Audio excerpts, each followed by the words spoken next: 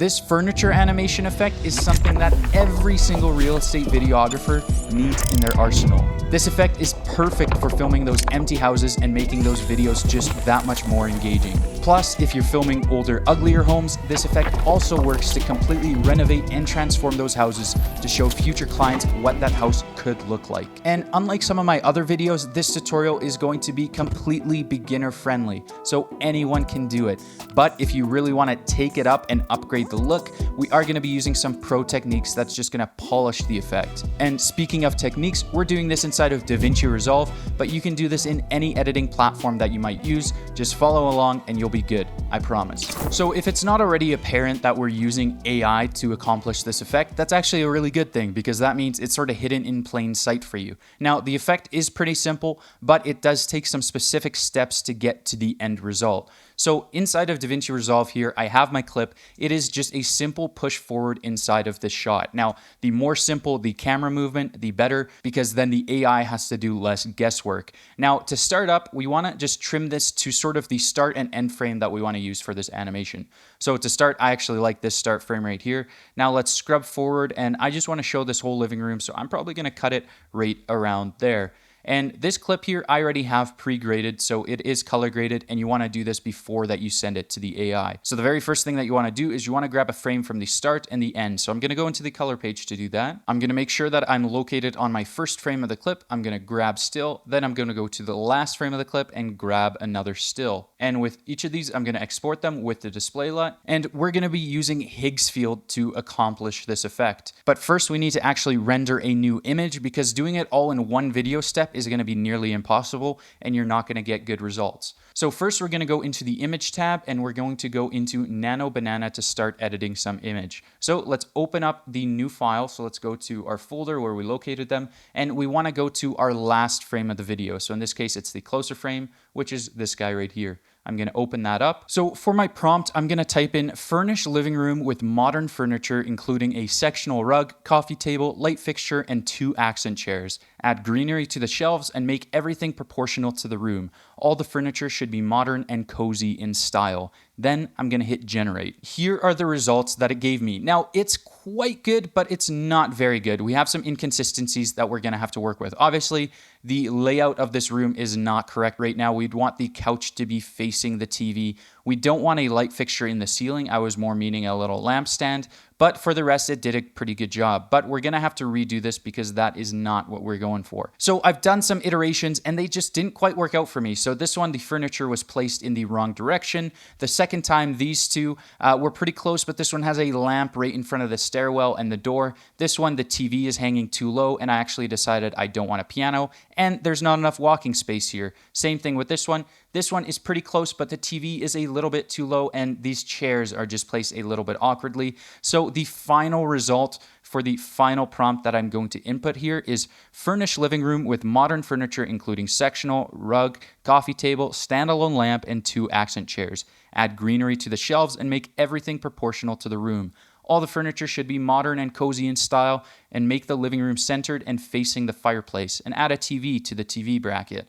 Remove the piano in the room. The furniture should not be too close to the kitchen counter on the right of the frame, and the accent standalone lamp should be in the back left corner of the room.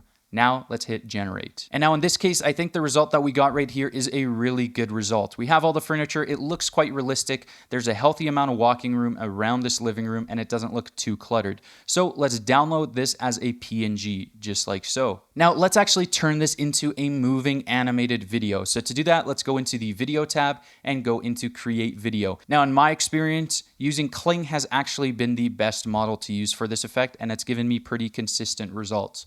So we're going to add a start frame, and we're going to open the wider shot, which is this guy right here, and we're going to open that up. Then add an end frame and select the furnished room that we have just created. Then as far as the prompt goes, I have each piece of furniture pops up and falls into place one by one. That is super important to write. You have to write one by one. The camera has super smooth forward motion, and that just makes sure that the motion of the camera is super smooth. Again, I'm going to be using Kling 2.1 because that gives me the best results. I'm setting the duration to 5 seconds. You don't want this to be too long. And the resolution, obviously, the highest it can go, which is 1080p. Now let's hit generate. And it's just finished generating. Let's take a look at this result. Oof. That is not very good. Now, obviously, this result is not really what we're looking for. We got some weird furniture sliding across the room, morphs into different chairs, and then this TV just rises up super, super slowly. The rest of it is okay.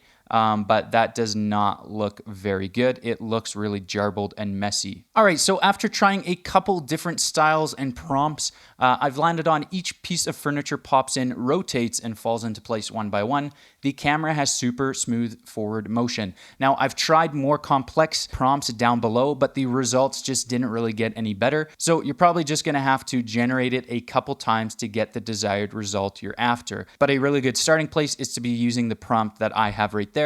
Then I'm going to take the clip that I like the most and I'm going to download it. Now let's go back into DaVinci Resolve, back into the edit page, and import that new clip we've just generated inside of our downloads folder. Now let's take that and drag it onto the timeline, and you can see that the length of time is quite a bit slower than our original clip because we've slowed it down to 5 seconds, which is just going to feel a little bit slow. So I'm actually going to speed it up to the exact same clip before. And now if we take a look at this, we can see we have this cool furniture animation in this shot. And this is cool and all, but we need to take this a step further because we need to blend it into our original footage. I want to speed ramp into a shot, then have the furniture animate onto the screen, and then speed ramp at the end of that clip again. And I'm going to show you how to do that right now. So in this case, we're going to do it with this dining room shot right here. So you can see that we start right here in the dining room, and then we pull back over top of this counter, and we have a pretty long clip. So let's set the out point right there. Let's drag that onto the timeline, and let's reverse this clip. And if we take a look at this, we want to just speed ramp the start to right around there. So I'm going to hit Control R,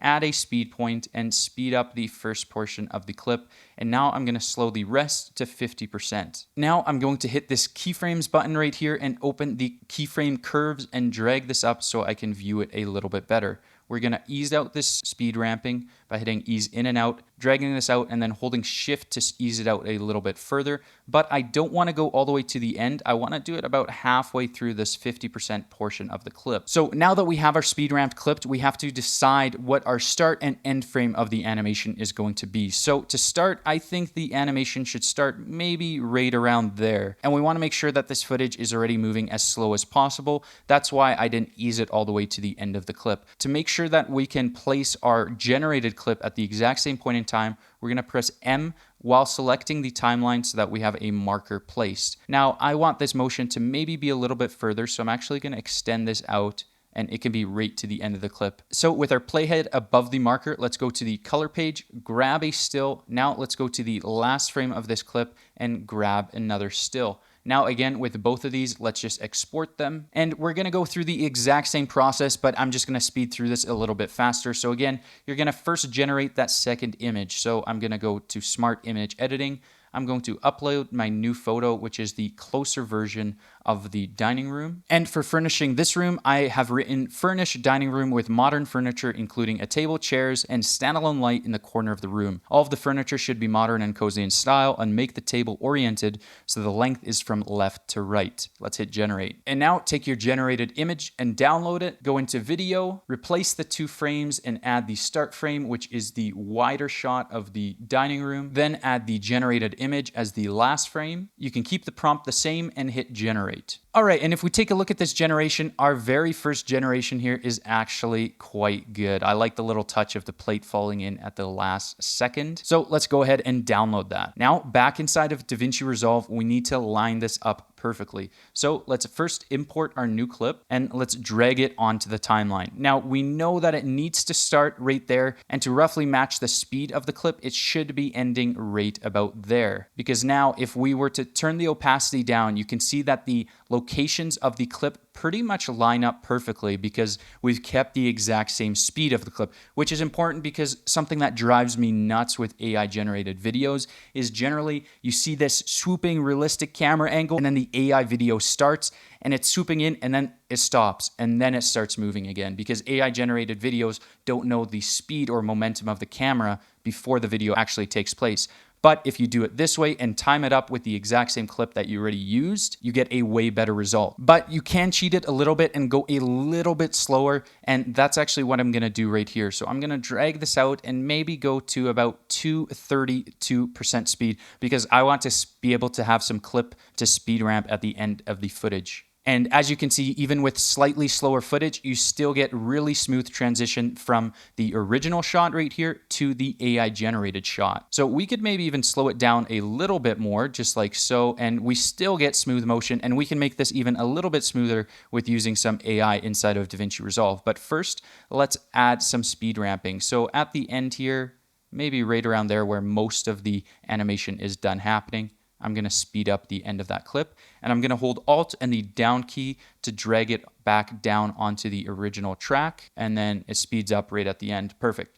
So now let's open the keyframe editor again with the retime curves, and let's just adjust this curve like so, holding shift to drag out the start. There we go. And now we've got a little speed ramp right at the end, but I can still see the transition in between the two clips.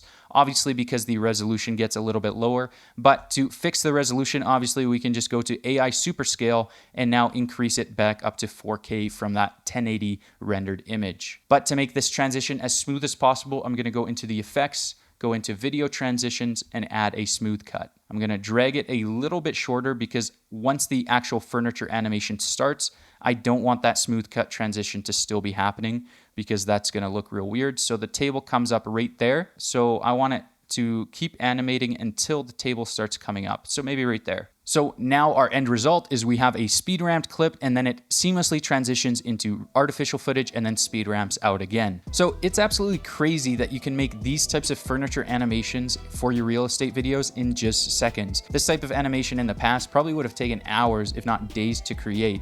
So this is an absolute time saver. And speaking of time, there's another tool that can save you an incredible amount of time, and that's OpusClip, today's video sponsor. If you make long form content like I do, you know how incredibly long it takes to turn that into short form content, like for Instagram Reels or for YouTube Shorts or for TikToks, but OpusClip does that all for you. And all that you need is a YouTube link, so you don't even need the original video. It automatically finds the best and most engaging moments of your video, it edits them for you, it reframes them, it adds captions, it can add AI generated B-roll or just stock B-roll, and it even gives you a virality score to tell you which of your videos are more likely to perform better. And it doesn't stop there. If you want full control and full customization, they have a fully fledged video editor inside of their platform. So you can still adjust the framing, you can adjust the captions, you can adjust the pacing, you can literally adjust everything about the clip. But instead of starting from scratch, you pretty much get a nearly perfect short already, and then you can just make your final tweaks right at the end. So what used to take hours now literally only takes minutes. So if you want to be consistent across all of your platforms like Instagram, TikTok, and YouTube Shorts, make sure that you check out OpusClip. Not only will you save time, but you'll also grow faster. Now, there is a link down below in the description that gets you 1 free week of OpusClip plus 50% off for 3 entire months so that you can try out OpusClip and start saving time. All right, back to the video. And now let's switch things up a little bit and let's renovate an old home into a new home. But we want to make sure that proportions and everything stay super similar so that we're actually showing the client what the house could realistically look like. So in this case, let's use this kitchen as an example. So this is an older home with obviously an older, outdated kitchen, but the space itself is not that bad. So we want to show what it could actually look like. So let's drag that clip onto the timeline. Let's choose our start frame, which I think this wide frame right here is pretty good. We can start there and end right around there, still showing the entire kitchen. Now in the color page, let's grab the first still and let's grab the last still or the last frame. Let's export both of those. Now we need to go back to the image editor and open NanoBanana. And in this case, let's actually reverse the motion that we've been doing before. So in both of the other clips, we've been pushing forward into the shot. In this case, let's just switch it up so you can see it works both ways. So let's take the wider shot of the two, open that, and now we are going to renovate this. So the prompt that I'm using to renovate this kitchen is renovate the kitchen to be modern and minimal. Keep the exact same proportions of the room and replace the appliances with new stainless steel versions, but keep the location and size the same. Change the cabinets out for modern white cabinets and make the counter and backsplash marble. Paint the walls white and replace the floor with warm vinyl plank flooring and replace the dining room furniture with new furniture in the same location. add modern lights to the ceiling. Now that these 4 generations are done, let's take a look at our options. Now you can do this as many times as you want. You can also change it to unlimited so that it's completely free, but it's a little bit faster when you pay 1 credit, which is not a whole lot. And if we take a look at all of these 4 generations, they all have something different going for them. So this one looks all right, but the flooring is not replaced and the appliances are still the same. This one, the oven moved all the way over to the right, which is something that we don't want. This one is pretty good. I just don't like that this cabinet in the middle here, the island, is still the original oak. And then this one here looks like our best option. The lights look quite good. The table wasn't replaced, but that's okay because we're mostly focused on the kitchen right now. So let's go ahead and download that. Now let's go into video, create video. And for the start frame, we're going to actually pick the closer up frame because again, we're going to be moving backwards in this case. So I'm going to open that. And then for the last frame, now we're going to use the AI generated image, which is this guy right here. So this is the prompt that we're going with. It's the room renovates itself piece by piece and individual elements pop up and fall into place while the floor rolls out new vinyl plank. There is super smooth backwards camera motion. Now let's hit generate. All right, and once your AI generated video is done, you're going to hit download. Now import that clip and drag it onto the timeline. And again, let's drag it up above the original shot and increase the speed just like so. And now you can see we have this awesome AI renovation sequence that looks absolutely incredible. But again, if we want to speed ramp this within the same clip, we can still do that even though we didn't do it to the original clip. So to do that, all that we need to do is we need to extend the start of the bottom layer, which is the original shot, because this keeps the rest of the clip the exact same. So we're going to start right there, and as you can see, it transitions to the animated shot still perfectly, even though we extended the bottom clip. But we want to make sure that that frame doesn't change, so let's just cut the clip right there. Now let's hit Control R and open up this clip. Let's add a speed point right here, and let's extend this to 50% speed. And now you can see we're still smoothly transitioning into our renovation shot. We can slow down this renovation shot a little bit as well. And let's just drag this forward just a little bit here so that we have less of that slow footage. And let's speed up the start of that clip. Maybe something like so, but I still think that this is a little bit too long. But we don't want to trim this up because now we're changing the end frame. So we only want to adjust the actual speed ramping. So I'm going to drag that in right there. And the difference is this is just pulling that end frame closer to the speed ramp. It's not actually changing the frame that we're transitioning on. Let's increase the speed again, a little bit of the start transition. Now let's open that in the keyframe editor and smooth out that speed ramp. And if we take a look at that, we have a nice smooth speed ramp that transitions into our AI renovation shot. Let's make that still a little bit smoother by adding a smooth cut, just again, as short as possible, just like so. And we've got a seamless transition. And now let's just speed ramp the end of this clip. So it finishes renovating right roughly around here, but I'm going to go back a couple frames and add another speed point. And I'm going to increase the end speed of this clip. Again, opening the keyframe panel and the curves to smooth that out further, just like so. As you can probably tell, these speed ramps are not super drastic because we don't have that much footage to work with. So we can enhance that by just adding an adjustment clip over top of this. So let's grab an adjustment clip from our effects panel right over there, drag that over the timeline. Now let's open the Fusion page, hit Shift Space and hit XF, and that's going to open a transform node. Let's set a keyframe on size at the start. Now let's set another keyframe on size at the end, but let's zoom it out a bit, just like so. Now let's make sure that we change the edges from canvas to mirror, and you're going to go up top right here and click the spline editor. Then with the transform selected, hit zoom to fit, hit Control A to grab all of the keyframes and hit S. And we just want to reverse this sort of just like so, so that now it's really zooming out right at the end of the clip, just like we're simulating a speed ramp. And if we loop these clips up just like so, we have this smooth transition between the two clips. We have this speed ramped clip and that transitions into the AI generated footage. We need to add some motion blur to sort of smooth that out a little bit. So I'm just dragging my motion blur over top of my timeline and dragging that between the cut, making sure that that is centered up quite nicely, just like so. And as you can see, that just adds a whole nother level of smoothness to the clips. So if you want some of the best motion blur in the game, make sure that you check out the link down below in the description and you can get it for yourself. Okay, and here are my sort of rules or tips and tricks to get the best AI generations possible to make your real estate edits pop and look a whole lot better than they are. So number one, and I'd say probably the most important, is the word proportional. And this is specifically talking about the image generations that we're going to be doing. Is when I use the word proportional in my prompt, I 99% of the time always get a better end result. So let's say renovate this kitchen, but keep everything proportional to the original layout, or add furniture to this living room proportional to the size of the living room. It just works a whole lot better than saying like renovate this kitchen, but keep it the same. AI doesn't really understand that, but the word proportional specifically does help a lot. Now for number 2, always feed the AI the highest generation image that you can. So my clips are 4K, but if I'm working on a 1080p timeline and grab a still, I'm only getting a 1080p image. So make sure you switch that up to 4K, then grab your image, input that into the AI, and the AI is actually not going to give you the same resolution back, but the more information that you give the AI, the better your end result is going to be, and the better the overall detail of the image will be. And for number 3, just keep the camera movement simple. So I've tried to do some tilting, sort of orbiting shots up some stairs, and the AI just doesn't fully understand that camera motion because the angles are just so completely different. Whereas if you just have a straight push or you have an orbit, the AI can sort of interpolate that and be able to guess what's in between those frames because it sees everything already, especially with a push.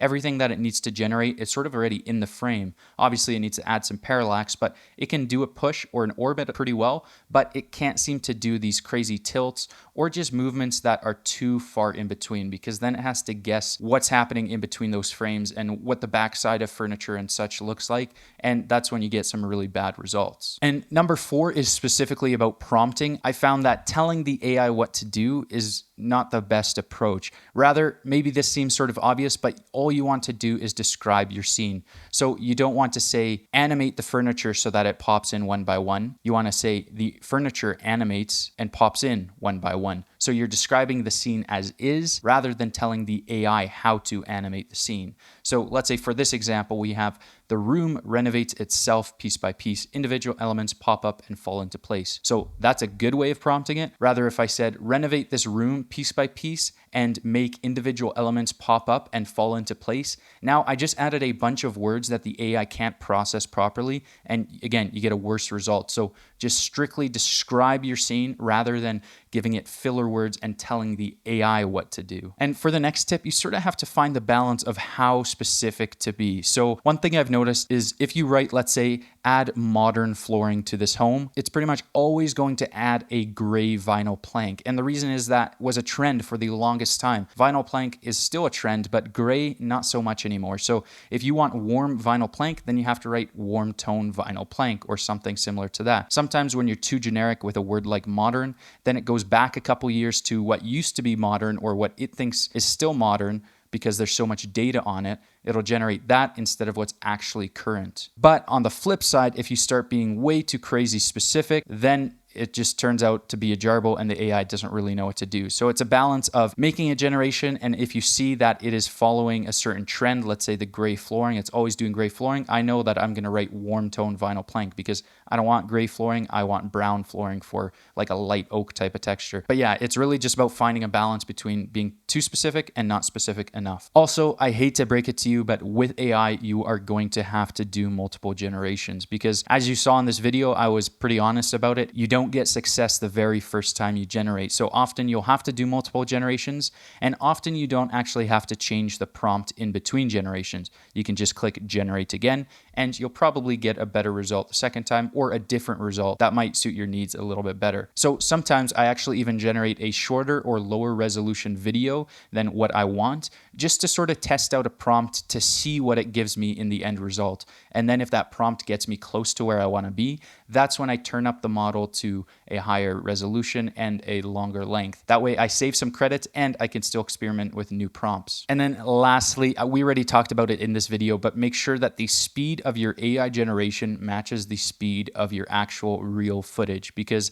having that jarring speed difference between real footage and an AI clip instantly signals my brain and probably everyone else's brain that now you're watching AI footage. But if you speed ramp into a room and are playing at 50% speed, make sure that that clip afterwards is playing in the same speed relative to the actual real footage. So I think I showed it pretty well in the tutorial, but just make sure that the speed lines up because that's going to match it through a whole lot smoother. And obviously add the smooth cut transition as well to increase the smoothness of that. And oh, one more thing, pretty much every AI generation is going to be 1080p. So always use the AI upscaler inside of DaVinci Resolve to bring that back up to 4K to get a higher resolution image. Okay, so this video was obviously a little bit different than my normal DaVinci Resolve content, but let me know down below in the comments if you liked it and if you want to see more of it. Is this something that you could use for yourself in your real estate videos? I think it is. I think it is a pretty neat effect. But thank you guys so much for tuning in. Thank you as well to OpusClip for sponsoring this video. And as always, Jesus loves you.